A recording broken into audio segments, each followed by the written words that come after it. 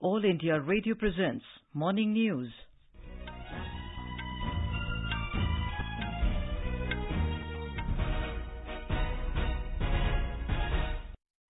Good morning. I'm Anuja Kumar, and with me is Subhadra Ramachandran.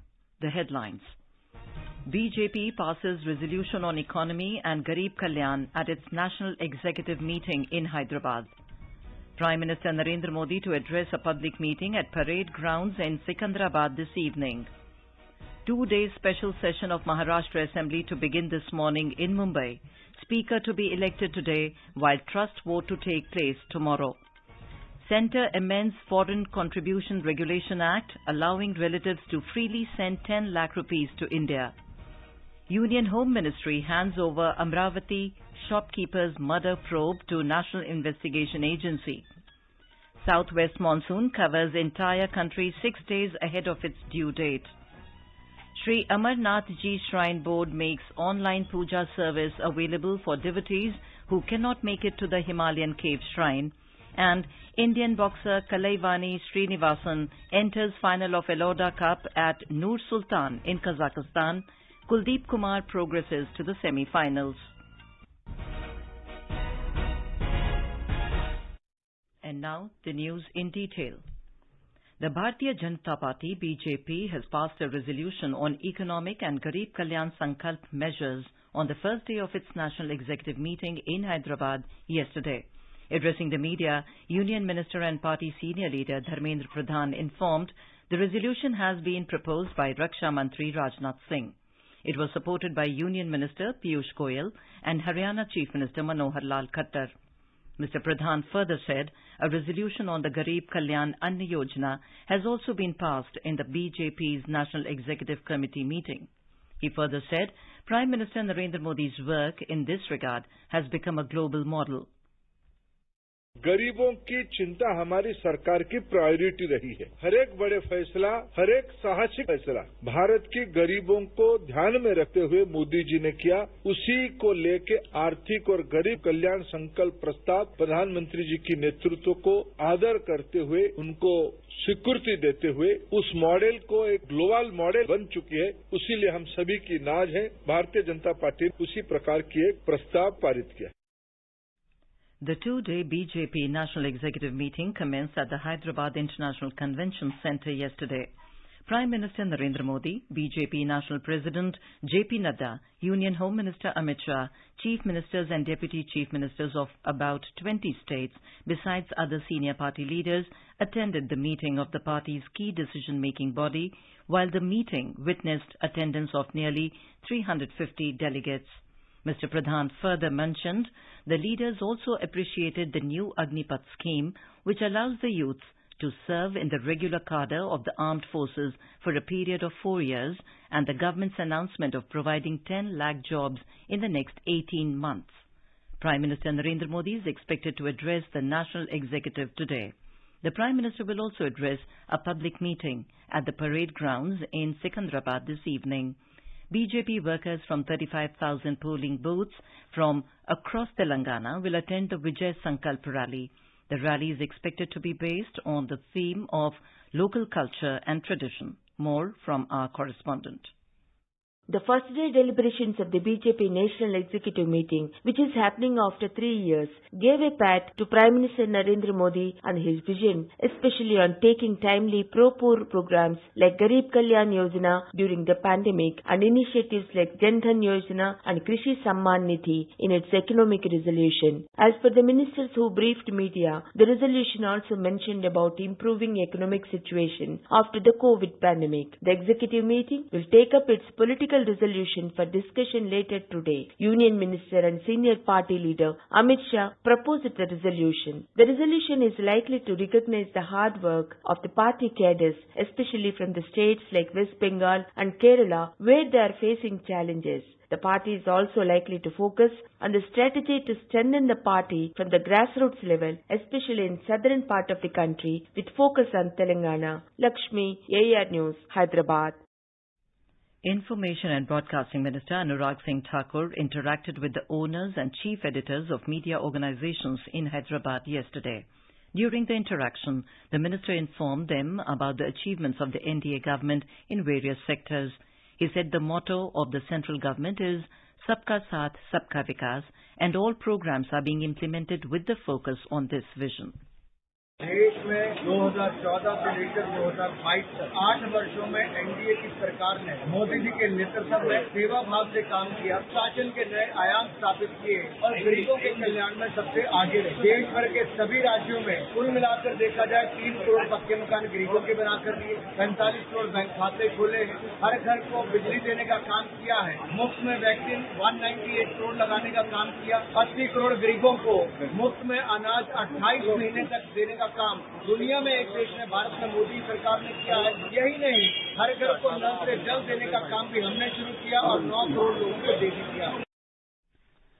A special 2-day session of the Maharashtra Legislative Assembly will begin today in Mumbai. The first day will witness election of the Speaker, while the Eknath Shinde government will face the floor test tomorrow. Chief Minister Eknath Shinde will move the motion of confidence on the floor of the House. Mr. Shinde claims to have the support of 170 MLAs. The rebel Shiv Sena MLAs returned to Mumbai from Goa yesterday evening for the special assembly session. The Chief Minister had flown to Goa early in the morning and later accompanied the MLAs on their return to Mumbai. The election to the post of Maharashtra Assembly Speaker is likely to witness a direct contest between Rahul Narvekar of BJP and Ranjan Salvi of Mahavikas Aghadi. We have more from our correspondent. A joint meeting of the BJP and rebel Shiv Sena MLAs was held at a hotel in Mumbai last night. The meeting was held soon after the dissident MLAs returned from Goa last evening. The Sena MLAs were out of the state since the Legislative Council polls held on 20th of last month. Chief Minister Eknath Shinde personally visited Goa to accompany all these MLAs back to Mumbai. In the joint meeting of BJP and rebel MLAs, the strategy to go about in a 2-day session was discussed at length. BJP leader and Deputy Chief Minister Devendra Fadnavis addressed all the MLAs. Meanwhile, the Shiv Sena has issued a whip directing all their MLAs to vote for Ranjan Salvi, the Mahavikas Aghadi candidate who is pitted against Rahul Narvekar of the BJP. With Kunal Shinde, Devapura Bhattacharjee, AIR News, Mumbai. Raksha Mantri Rajnath Singh has dedicated to the nation a number of new manufacturing facilities set up at the Bhanur unit of Bharat Dynamics Limited BDL in Telangana yesterday. They include a warhead facility at the Bhanur unit, a radio frequency RF seeker facility at Kanchanbag unit. Mr. Singh termed the inauguration of the manufacturing facilities as a testament to the commitment of the defence public sector undertaking towards strengthening the defence sector and realizing Prime Minister Narendra Modi's vision of Atmanirbhar Bharat. He was addressing the researchers, engineers, technicians and staff of BDL.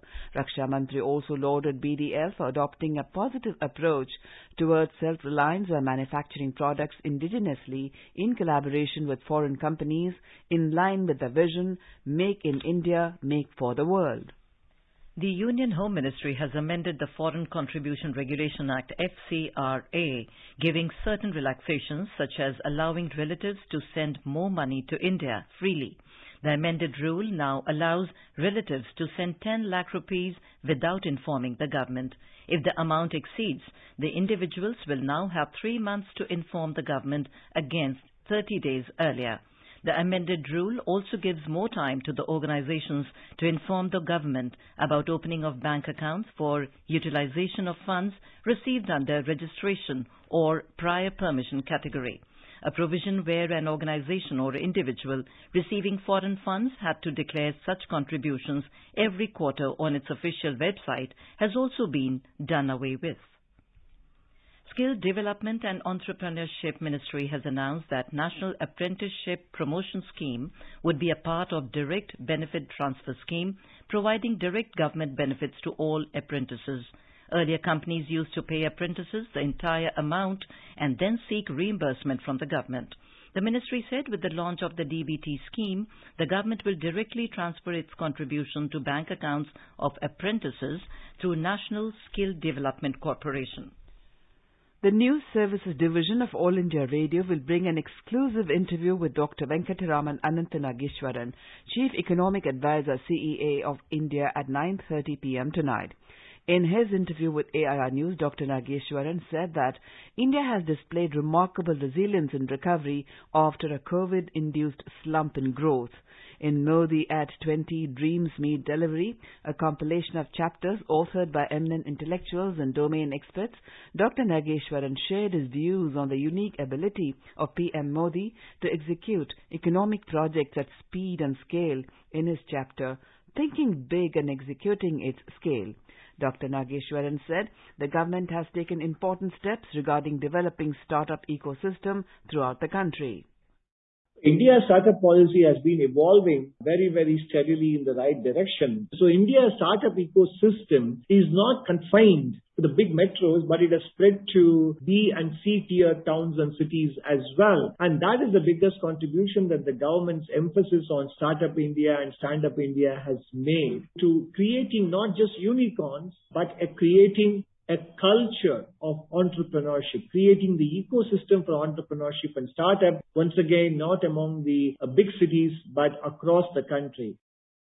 Dr. Nageshwaran also mentioned India's track record in FDI in the last 8 years has been remarkably different and better than previous decades.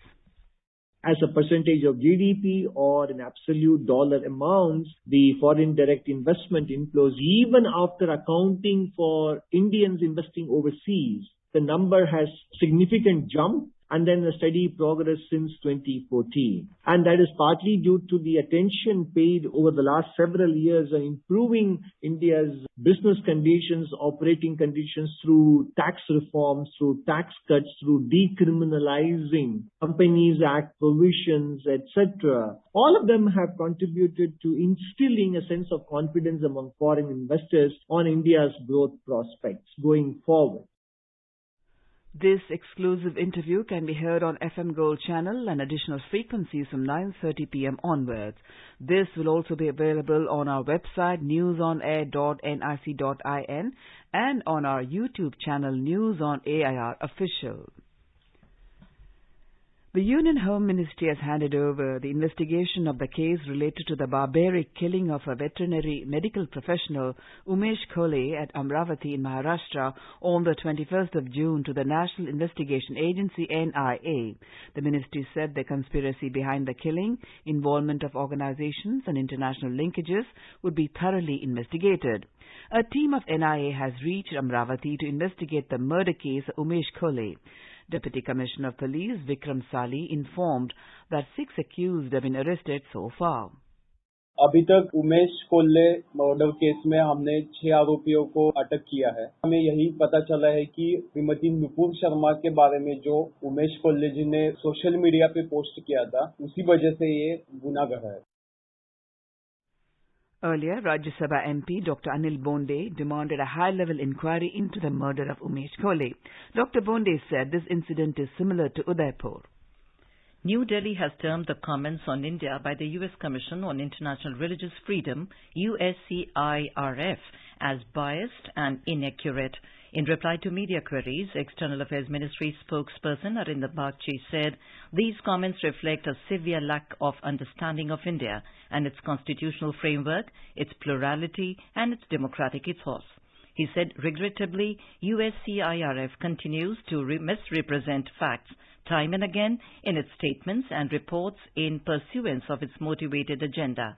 The spokesperson stressed that such actions only serve to strengthen concerns about the credibility and objectivity of the organization. India has sent the 15th consignment of 2,500 metric tons of wheat to Afghanistan as humanitarian assistance via the Attari-Wagah border. Balbir Mangat, Joint Commissioner Customs, said that a total of 36,000 metric tons of wheat has been sent so far. Out of 50,000 metric tons, which was promised by India, only 14,000 metric tons is left to be dispatched. You are listening to the Morning News on All India Radio. A reminder of the headlines before we move on.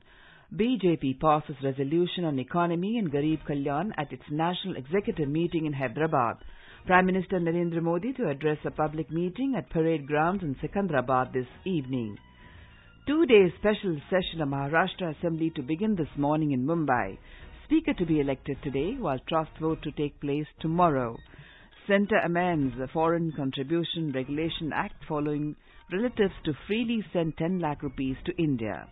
Union Home Ministry hands over Amravati shopkeeper's murder probe to National Investigation Agency.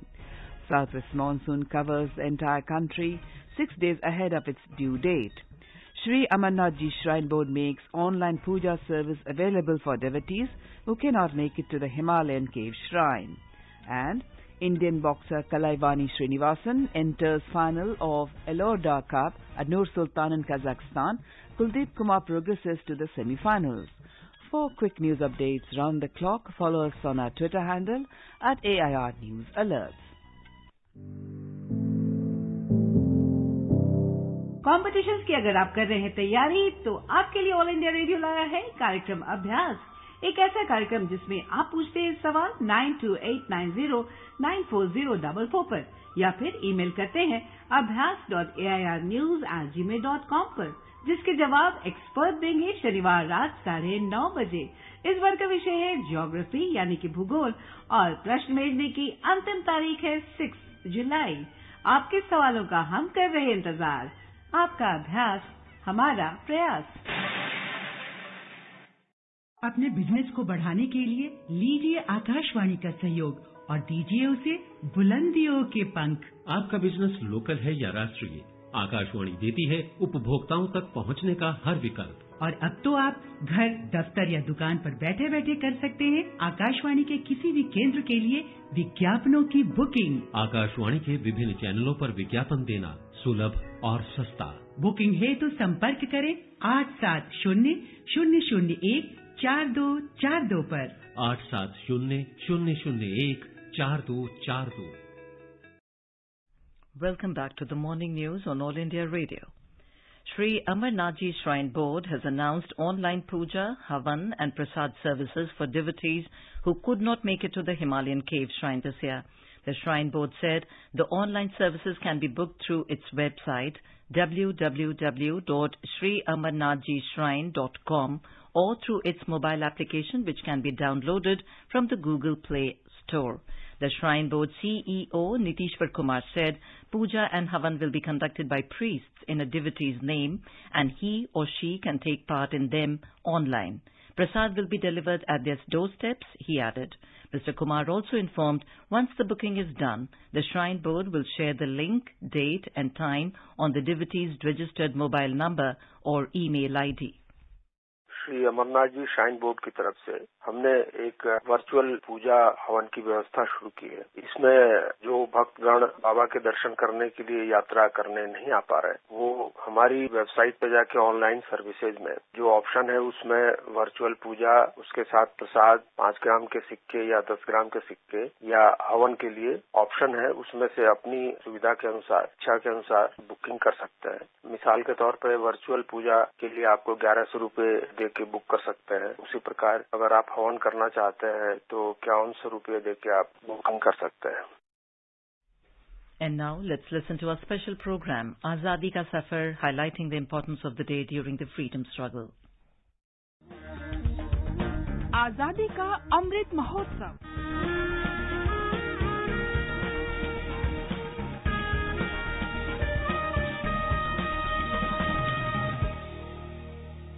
Azadi Ka Safar with AIR News.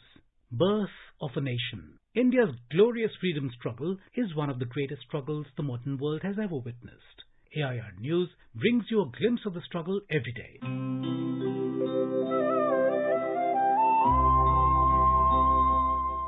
In today's episode, we remember nationalist Hansa Jivraj Mehta, who was born on the 3rd of July, 1897 in Surat, Gujarat. She participated in the non-cooperation and Swadeshi movements and was arrested in 1932.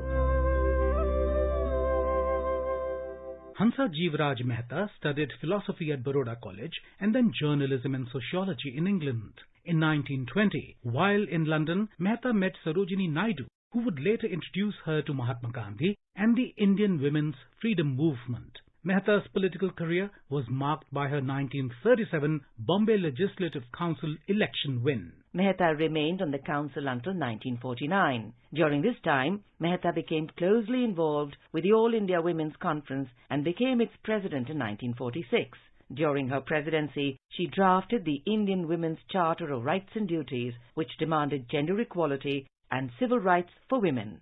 Mehta also served as a member of the United Nations Subcommittee on the Status of Women in 1946. She was the vice chair with Eleanor Roosevelt of the United Nations Universal Declaration of Human Rights Committee. Mehta became the first female vice-chancellor in India with her appointment at Srimati Nathibai Damodar Thakurasi University in Mumbai.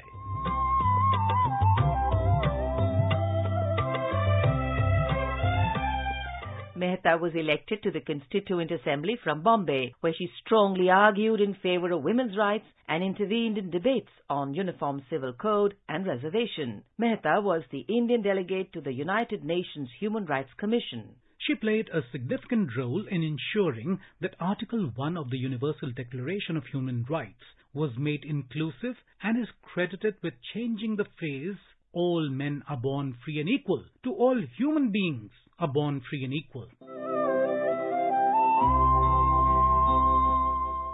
The Government of India awarded Hansajeev Raj Mehta with the Padma Bhushan in 1959. She passed away on the 4th of April 1995. AIR News salutes this great daughter of India. वतन पे जो फिदा होगा, अमर हो नौजवां होगा, रहेगी जब तलक दुनिया, ये अफसाना बयां होगा.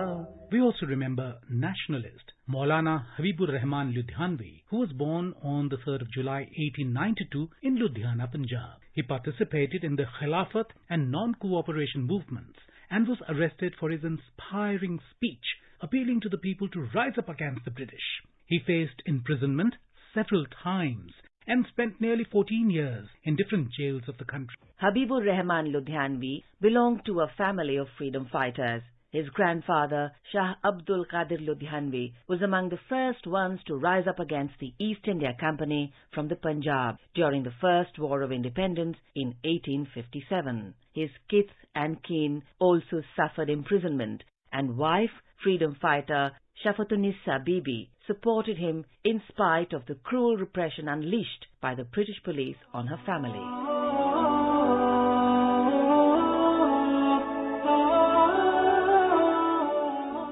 Habibur Rahman Ludhianvi played a vital role in the Jamiat Ulma-e-Hind and initiated Majlis-e-Ahrar, the Society of Freemen, in 1920 on the advice of Maulana Abul Kalam Azad. After Bhagat Singh hurled bombs in the Central Assembly, Maulana Ludhianvi came forward to provide shelter to the family members of Bhagat Singh despite fear of repression from the British. He unfurled the Indian flag in the presence of about 300 British officials and police near Shahi Jama Masjid in 1931, for which he was arrested. When the British officials arranged separate water pots for Hindus and Muslims at Ludhiana railway station, he got them broken with the help of Hindu, Muslim and Sikh activists, for which he was again arrested.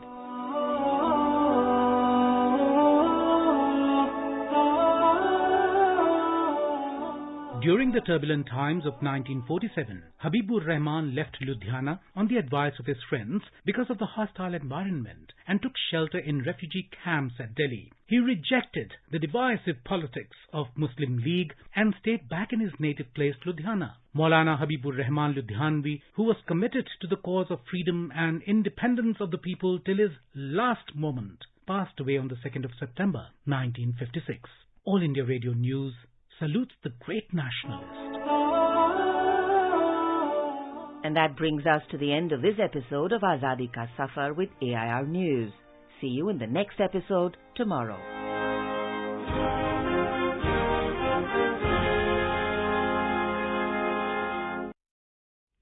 The next question of Amrit Mahotsav quiz will be shared with the listeners tomorrow. Celebrate 75 years of India's independence by participating in Amrit Mahotsav quiz with AIR News. India's COVID-19 vaccination coverage has crossed 197 crore 94 lakh mark. More than 8,84,000 vaccine doses were administered yesterday. In boxing, Indian boxer Kalyan entered the final with a dominating victory while Kuldeep Kumar progressed into the semi-finals of the Elorda Cup in Nur Sultan, Kazakhstan yesterday. Among women, Babita Bisht, Jyoti and Nima signed off with bronze medals after defeats in the semi-finals. The final bout will be played tomorrow. In squash, India's Abhay Singh captured his biggest Professional Squash Association PSA Tour title after defeating the second seed Ivan Nguyen of Malaysia in the final of the 2022 Tuanku Muris Trophy. This win comes off as a great boost for Abhay, who will be playing in the Commonwealth Games 2022 in Birmingham. In cricket, India has an edge on the rain-truncated Day 2 of the fifth and final test between India and England at Edgbaston in Birmingham, with captain Jasprit Bumrah leading the attack to bring 3 wickets down of the hosts after a power-packed batting performance. England were left struggling at 84 for 5 at the end of the final session yesterday. The Indian women's hockey team will face England in their opening match of the 15th edition of the FIH Women's Hockey World Cup at 8 p.m. Indian time today. The southeast monsoon has covered the entire country 6 days ahead of its due date. The IMD said monsoon has further advanced into remaining parts of North Arabian Sea, Gujarat and Rajasthan. With this, the southeast monsoon covered the entire country yesterday, added IMD. Since 2003, there have been only 5 instances when the monsoon covered the entire country before the 2nd of July. Last year, the monsoon covered the entire country by the 13th of July. Higher rainfall activity is likely over Odisha, Gujarat, Konkan and Goa in the next 5 days. Monsoon this year is likely to be normal in most parts of the country.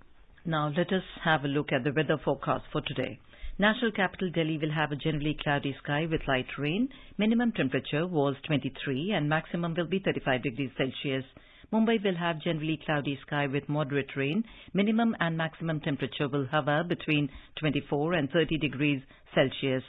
Chennai will have thunderstorm with rain. Minimum temperature was 27 and maximum will be 36 degrees Celsius. Kolkata will have generally cloudy sky with 1 or 2 spells of rain or thunder showers.